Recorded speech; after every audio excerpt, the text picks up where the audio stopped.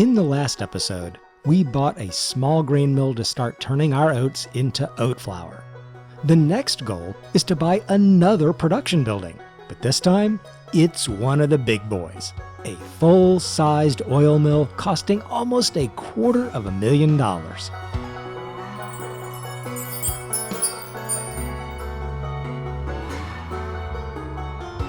We'll start this episode to move towards that big oil mill by selling off our barley.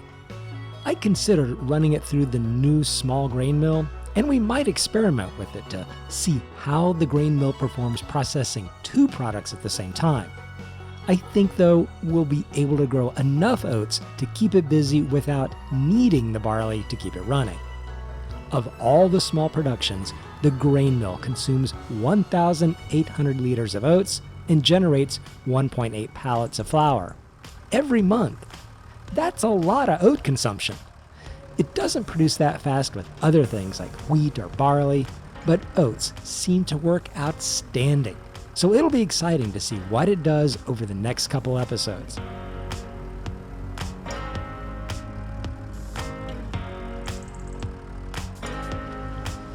This is the last of the barley going into the farmer's market, and we have about $75,000 in the account. That's it for January. We'll roll over into February and take care of a few things on the farm. First, to tidy up this pallet of lime we threw out earlier. And also, I think we'll top off the goats with some more baled grass. We probably don't need to, as they should be able to start eating the meadow grass when it regrows in March, but we'll do it anyway. It's only some grass. While we're down at the new goat pasture and sawmill combo, we'll push these limbs into the trigger and let the sawmill keep munching its way towards more pallets.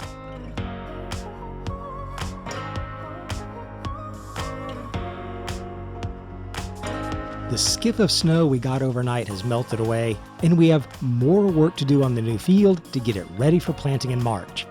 We will be planting oats as the first crop we actually sow ourselves. Yeah, we're talking a lot about oats in this episode. And to keep our equipment from taking any excess damage, we'll use our grass roller to roll in the stones left behind from the plow.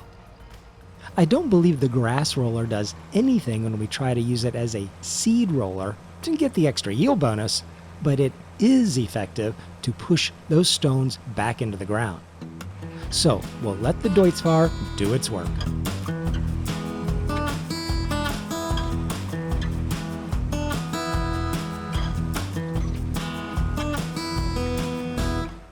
We can take a look partway through and see the stones are disappearing. Perfect.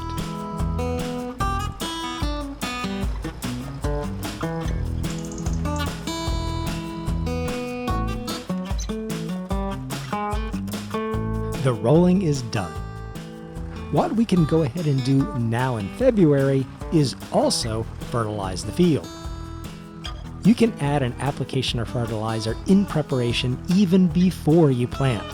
So we'll do this now, and then next month, after we plant the oats, we can run over it again with the second application. As long as the applications are a month apart, there's no problem. And this little spreader is making quick work of the field.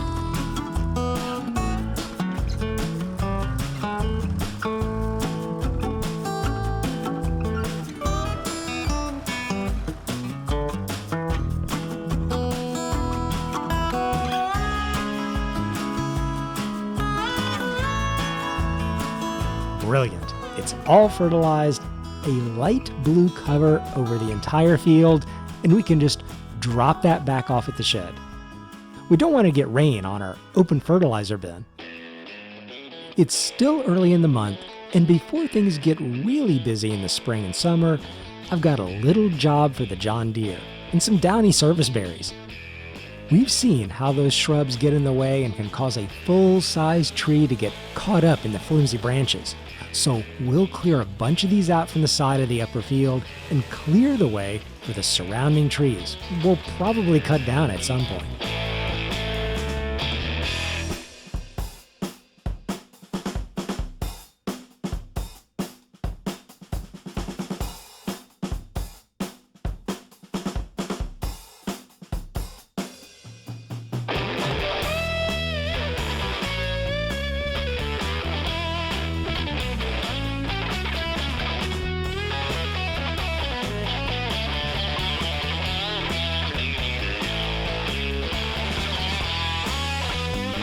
You know, it's a lot like a real farm, in that there's a lot more to do than just plowing, planting, and harvesting.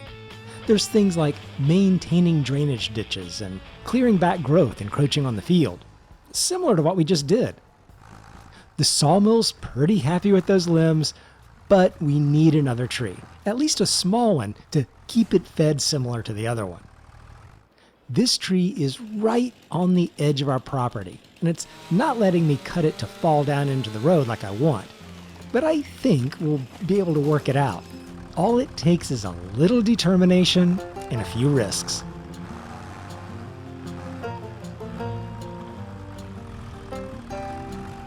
See? Easy. But I do think a winch is in our future pretty soon. When those oak trees we planted mature, I don't want to spend a lot of time wrangling them to the sawmills. They're extremely heavy, so a winch will be essential for an easy drag. We've got that chore accomplished. We'll drop off the log trailer, and the only thing I think left doing is the goat watering. For a winter month of February, this has been very productive, and our farm has become extremely busy pretty much year-round. We'll roll over into March, where we'll be planting oats in the new field, and first check our new little production building. I can see it's already generated 2 pallets of flour, and a 3rd pallet is in the queue just waiting for its opportunity to spawn. Also, check out this artwork. That looks like a bag of flour if I ever saw one. Now it's time for planting oats. I've been pretty happy with this horse, seeder, and hopper setup, and it's a great size for the tractor. These oats we're putting into the ground are key to keeping our new small grain mill productive in making pallets. The oats we harvested before will keep the mill running for about 1 year. And with this field being almost twice as big as the field next to it, we should get nearly 2 years of flour production just from this one harvest. Oats are a fast-growing crop in the game, so in this same year, we'll also be able to plant our canola crop. Just look at what we've got going on. It's an early March morning. We're planting crops on the farm. It doesn't get much better.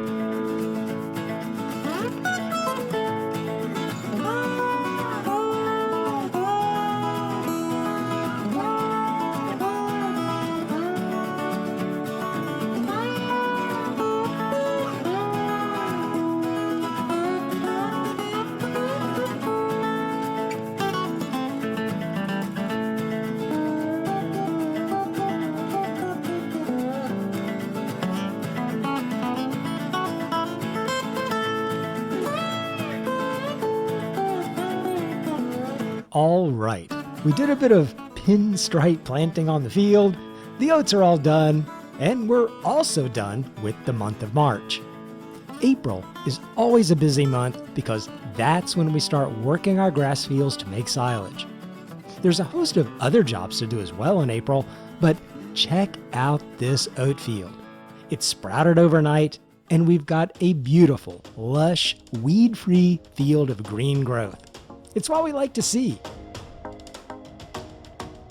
The only thing it really needs is the second application of fertilizer. So we'll put away our planting equipment and put our trusty John Deere to work on the field. If you've been following the series from the beginning, you'll know this 3650 was the first tractor we bought on day 1 of the series, and it's still being put to good use on the farm. And right now, it's fertilizing this oat field to make it as good as it can possibly be.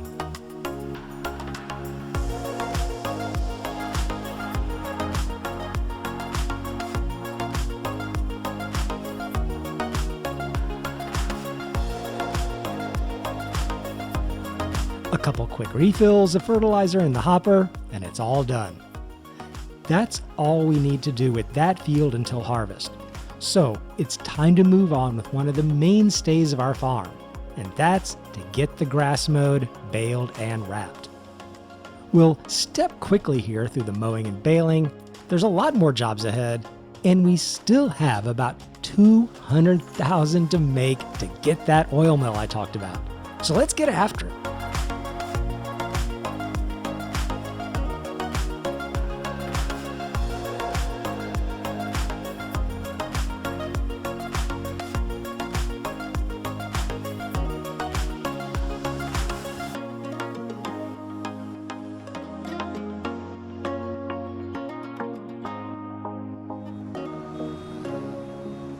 Well, we've had an interruption. We've run out of baling twine. I'm going to put the John Deere to use again, but what's going on with the front loader? That just doesn't look right. Yeah, here, let me see if I can fix it. Nothing a little reattachment can't solve. Let's take the tiny but proven to be mighty trailer over to the workshop and get it converted in case we need to carry back the twine. We'll get 2 pallets of the Massey Ferguson net wrap, we haven't used that one before, and get it back to the farm. Actually, we can just carry the 2 pallets on our forks. We didn't need the trailer. First, we'll fill up the baler, and in the process, take a quick look at the details on the twine rolls, and even the wood pallets. It pays to take a little time to notice the work they've put into the game. It just makes everything feel better. All right, the baler is filled. We can finish up these last few bales, and if what I'm seeing is the new twine coming out of the baler, I'm pleased. I like this so much better than the shiny plasticky wrap we had for a while, and I think what we can do, just to get that last bit of grass, is to briefly reattach the front mower and mow up just a little bit more grass to get one more bale. There, easily done. We'll dump that out in the field, get the front mower put away, as well as our baler, and tuck the rest of our baling twine in here behind the baler for easy reloading. The last part of the grass work is wrapping it to get it turned into silage. And I know the grass is a lot of work, but it also makes us a lot of money. We'll also make a lot of money selling all the small planks we've been storing up from both sawmills. In the next episode. Don't forget to hit the like button and subscribe if you're enjoying the series, and I'll see you in the next one.